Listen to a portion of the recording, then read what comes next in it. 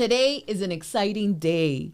My name is Alexa Oliva, and I'm the founder of Motivational Missions. And I'm Val Leichman, the co-founder of Motivational Missions. Motivational Missions is a 501c3 non-religious nonprofit that helps children around the world through awareness campaigns and seminars. And we're so excited to bring you the No Boundaries Tour 2025, where we have launched the No Boundaries Tour campaign. It's 120,000 miles in 120 days, all for prevention of human trafficking. And we're really excited. Our dear friend Scott Gottschalk, who turned 70 in September, the day he finishes this tour, has already begun. Saturday, we launched this amazing feat. Yes, we had an amazing launch party on Saturday at Peterson's Harley-Davidson down here in Miami. And then we went to PBR to have our after party, but the road called quickly. Scott got on his bike, I think around 2:50 a.m. and took off, said goodbye to his family, said goodbye to us, and just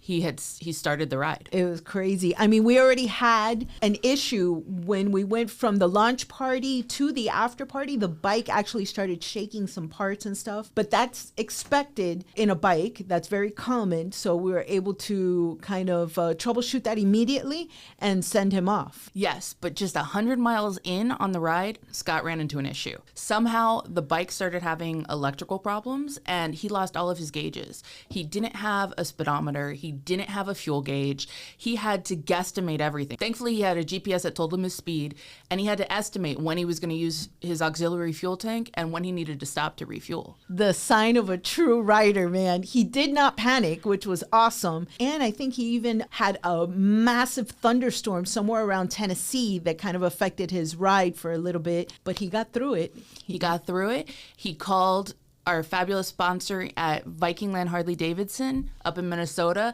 and they were prepared and ready to meet him the next day to help fix the bike. So he knew it was going to get fixed. He just had to get through the first 2 days. The really cool thing also that got the whole team and everybody involved very emotional was the last 50 miles before he got to Vikingland, his Baca brothers joined him on the ride. We have footage of that, but it was like so emotional for us. And now more and more every day, people are signing up to follow him, to track him live. Why don't you tell us about the live tracking? That's so exciting.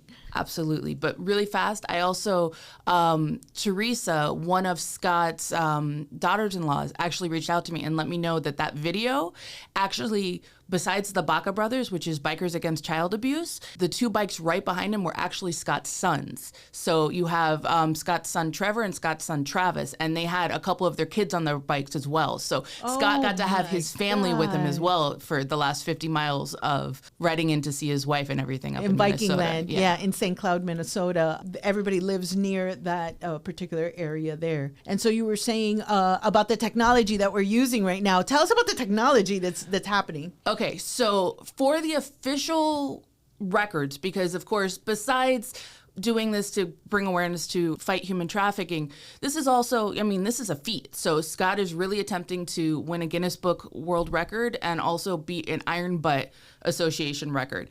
And to do this, they have some stringent requirements. So we had to get the technology working. So he's got what's called a spot wallet tracker on his phone that automatically uploads all of the GPS coordinates to a site that the associations can actually access and download.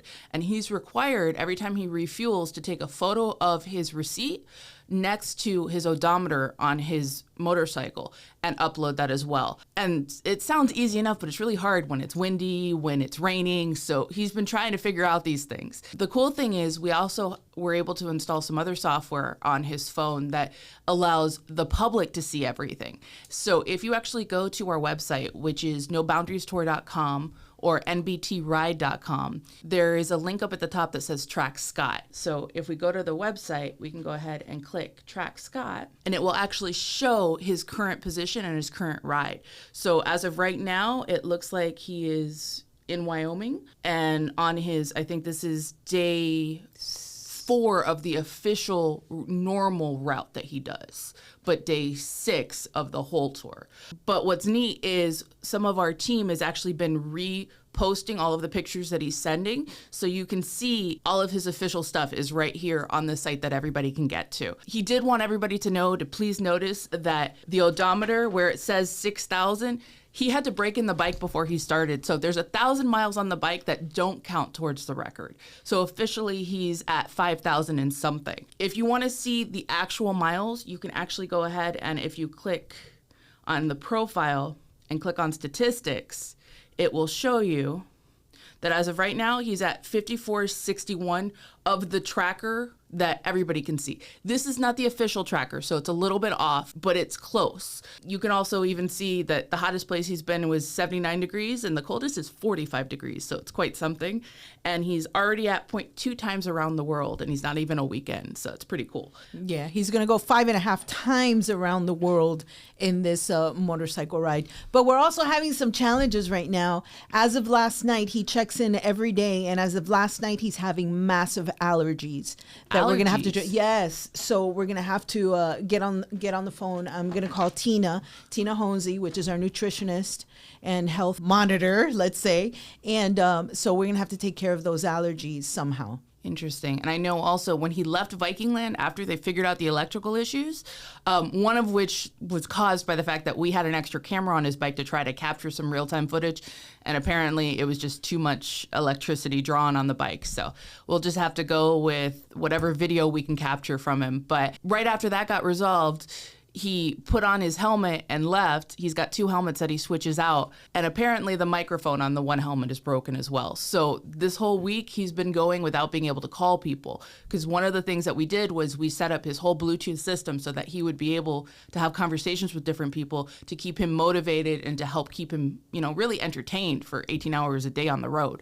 But right now it's not working. So for any of you who are able and have his phone number and are calling him and it's going to voicemail, he's not ignoring you. He just can't answer until hopefully Saturday. Also, if there's anybody out there that wants to follow him, again, the website for that is nbtride.com, and you can track him on there. You can also find a lot of images and different information about it on your favorite social media, because we're going to be on all social medias as well. And the leg cramps has been another issue that we've been having. Yes, but Tina is an amazing nutritionist, though, and has given him some really great advice. I've always heard about pickle juice. They even sell little pickle juice bottles to help. But bringing pickle juice can be kind of a pain in the butt. Well, she found a solution for that because Yes. she had the little packets of pickle juice that are given in some of the fast food restaurants. No, it's not pickle juice. It's actually mustard, apparently. Mustard also helps with cramping. So if you get the little packs of the yellow mustard you said and just keep them with you, you take mustard real fast. It's probably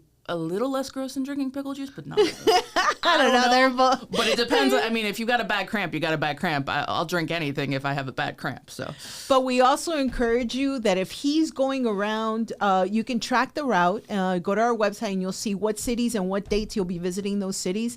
And if you could give him some encouragement, maybe some signs, some pictures, some cheering, some honking, all that will help, with his mindset and encourage him to keep going. So if you're on the route, or if you're not sure if you're on the route, go ahead and send us an email or contact us through any social media, and one of us will definitely reach out to you.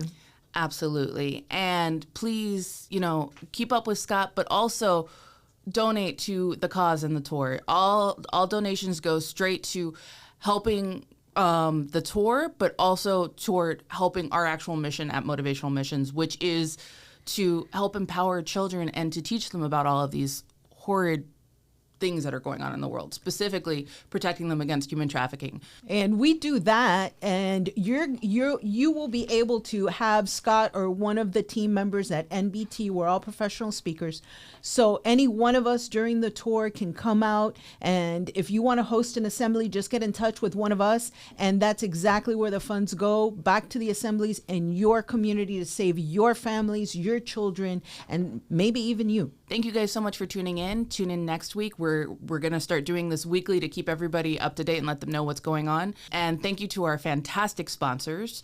Oh, yeah, our sponsors. Of course, we couldn't have done it without Dunlop, who donated all the tires for the entire trip and all the multiple tire changes that are going to happen through here. Of course, Viking Land, who is pivotal in getting this bike up and running and servicing the bike every 5 days as it comes into Viking land, And Minnesota. they're not just servicing the bike, they're servicing the bike at like midnight and 1 a.m. So they're really going above and beyond. Yeah, I mean, there's about 14, 15 different Harley Davidson dealerships throughout the country that have pledged to help us in any emergencies, or have him go through there, or even stay at some of them.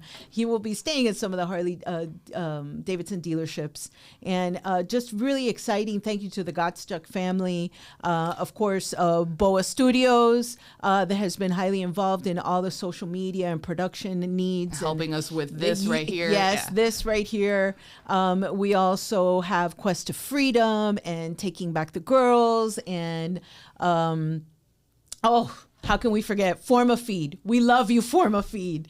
You have totally been supportive in everything. Scott actually works at Forma Feed. He's a dairy consultant, and wow, just like so many excellent. Am I forgetting someone? I'm probably I know there's forgetting. more. Everybody is on our website, and please come visit our website, reach out to our sponsors to thank them, because without them, this would not be possible. Oh, and let's not mention that we have the national anthem for prevention of human trafficking that got performed at our launch party by international performer Crystal Sierra.